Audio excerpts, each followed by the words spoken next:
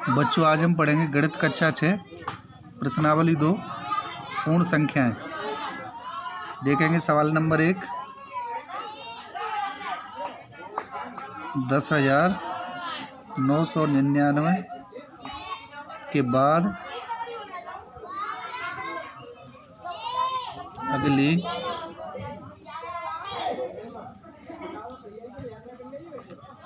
तीन प्राकृत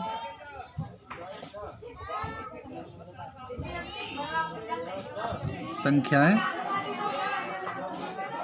लिखिए। देखें बच्चों 10,999 के बाद अगली तीन प्राकृत संख्याएं क्या है कि 1 से शुरू होती हैं और अनंत तक चलती हैं। तो यहाँ 10,999 के बाद देखेंगे अगली संख्या कौन सी होगी। 10,999 के बाद हो जाएगी अगली संख्या 11,000। फिर उसके बाद अगली संख्या होगी 11,001, 11,002। ठीक है बच्चों।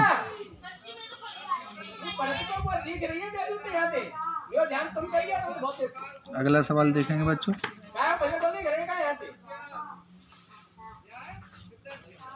10,001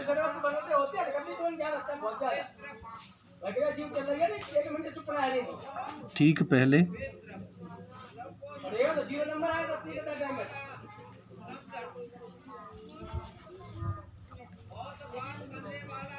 आने वाली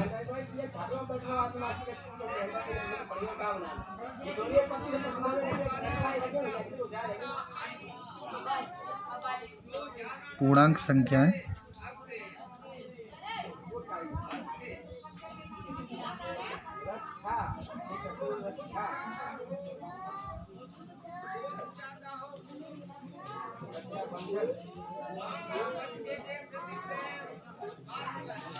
दस 10,001 से ठीक पहले आने वाली तीन पूर्णांक संख्याएं लिखनी है।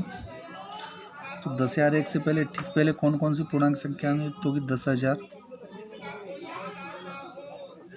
9,999, 9,998, क्योंकि ठीक पहले की तीन पूर्णांक संख्याएं लिख रही हैं। अब पूर्णांक संख्या पता है, पूर्णांक संख्याएं 0 से शुरू होती हैं और अनंत तक चलती हैं। तो ये सभी पूर्णांक संख्या ही हैं।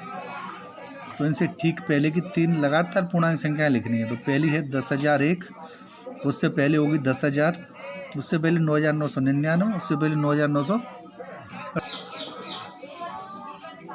ठीक है बच्चों। अगला सवाल देखेंगे, सवाल नंबर 3। सबसे छोटी पूर्ण संख्या कौन सी है?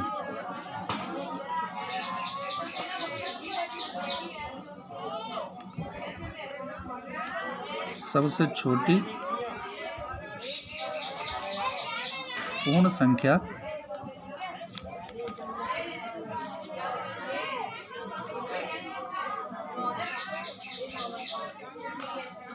कौन सी है? आपको पता होगा जो बस पूर्ण संख्या है वो शुरू किससे होती हैं? 0 से शुरू होती हैं। किससे शुरू होती हैं? 0 से शुरू होते हैं। तो सबसे छोटी पूर्ण संख्या कौन सी हो गई? 0 हो जाएगी, क्योंकि 0 से पूर्ण संख्याओं की शुरुआत होती है। तो सबसे छोटी संख्या हो जाएगी 0। अब अगला सवाल देखेंगे। 32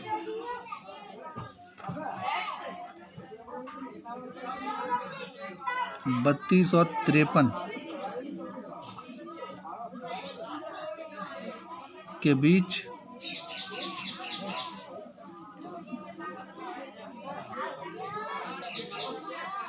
कितनी पूर्ण संख्याएं हैं?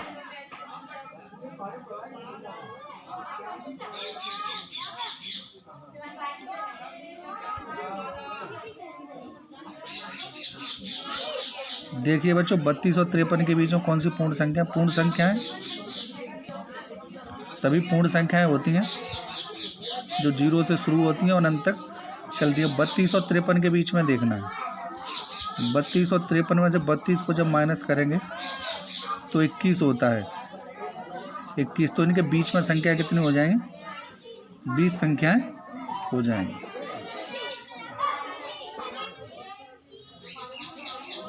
जिसमें हमें 32 भी नहीं लेना है और 53 भी नहीं, इनके बीच की संख्याएं देखनी है। तो कितनी संख्या हो जाएंगी?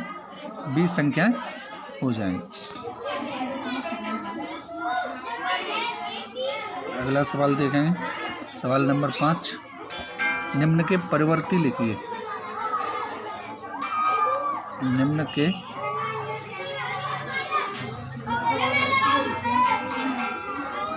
परिवर्ती लिखिए। पहली देखेंगे संख्या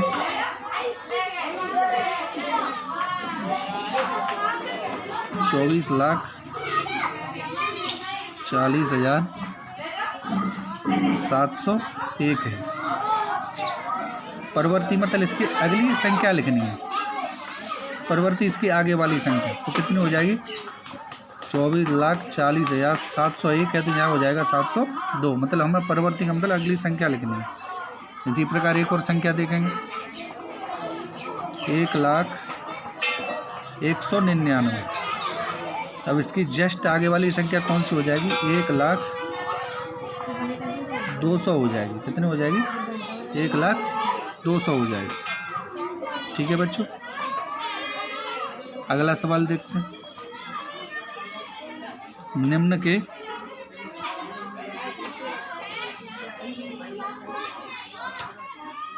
पूर्ववर्ती लिखिए।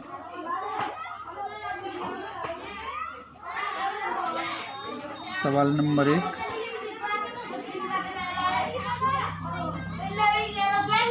94 पूर्ववर्ती। 94 जस्ट पहले की संख्या कौन सी होगी? 93 हो जाएगी। ठीक है बच्चों, इसी प्रकार अगली संख्या देखेंगे, 10,000। 10,000 की हमें पूर्ववर्ती संख्या लिखेंगे, तो कितना हो जाएगा? 9,999।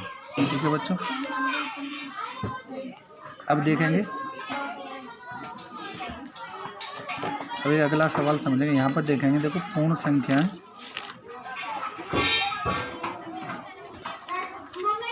और प्राकृत संख्याएं।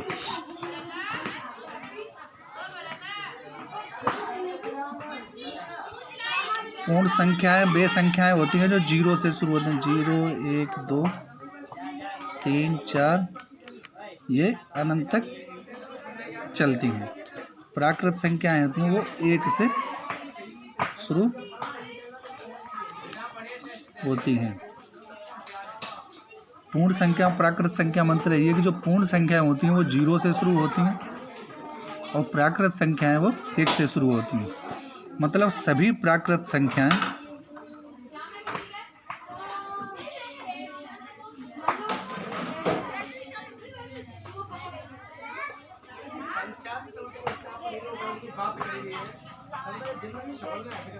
प्राकृत संख्याएं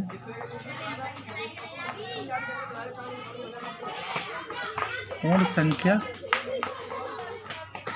होती हैं और सभी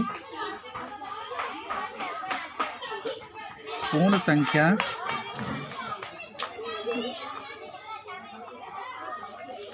प्राकृत संख्या नहीं होती। ठीक है बच्चों, प्राकृत संख्या, सभी प्राकृत संख्या पूर्ण संख्या हो सकती हैं, लेकिन सभी पूर्ण संख्या हैं वो प्राकृत संख्या नहीं हो सकती, क्योंकि 0 है एक पूर्ण संख्या होती है। पूर्ण संख्याओं की शुरुआत 0 से होती है और सबसे छोटी पूर्ण संख्या 0 होती है। प्राकृत संख्याओं की शुरुआत 1 से होती है। इसलिए हम कह सकते हैं कि सभी प्राकृत संख्याएं हैं वो पूर्ण संख्याएं हो सकती हैं, लेकिन सभी पूर्ण संख्या हैं वो प्राकृत संख्याएं नहीं हो सकती हैं। ठीक है बच्चों।